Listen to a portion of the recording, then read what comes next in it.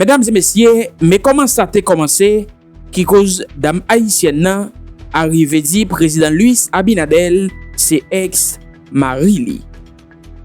Il a quitté dimanche 26 juillet 2026, groupe anti-Guardian Dominicana tal fait marche dans Guerra. Eh bien, il a passé devant yon parc côté mon chita. Yo dame nan chita, eh bien, il a passé bon côté dame haïtienne nan. Dame haïtienne nan pas vle lever.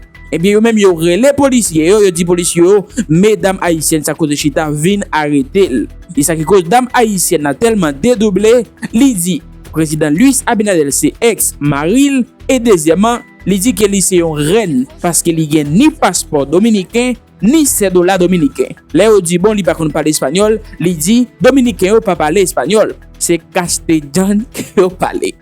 Entendez ensemble. Dominicano, aquí estamos en San Antonio de Guerra, tenemos una de los vecinos que vino, mire dónde se sentó, vino a provocar, a causar conflicto para que después digan que nosotros somos conflictivos.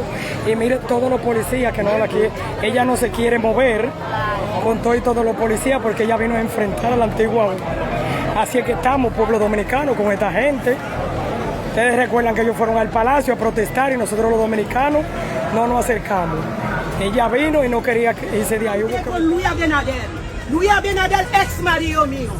Yo me siento para el parque y que la gente dice, mira, coge él para preso. ¿Ok? Yo nació aquí, a criar allá para Haití. Vuelve a mi país, el día 2010. Legal. Con pasaporte, con de todo. Sí, yo soy legal. No, yo no hablo español, vengo de pasar de 4 de bachiller. Yo soy un bachiller. El español tuyo no es muy bueno. Sí, yo soy un bachiller. La lengua de los dominicanos no es español, es castellano. ¿Tu cédula la tienes, tu cédula? Yo tengo de todo. Déjame verla. Muéstramela. Yo tengo de todo. Vamos a ver qué se quiere. Mira, este. Venga. Todo mío. Ven, mami, ven.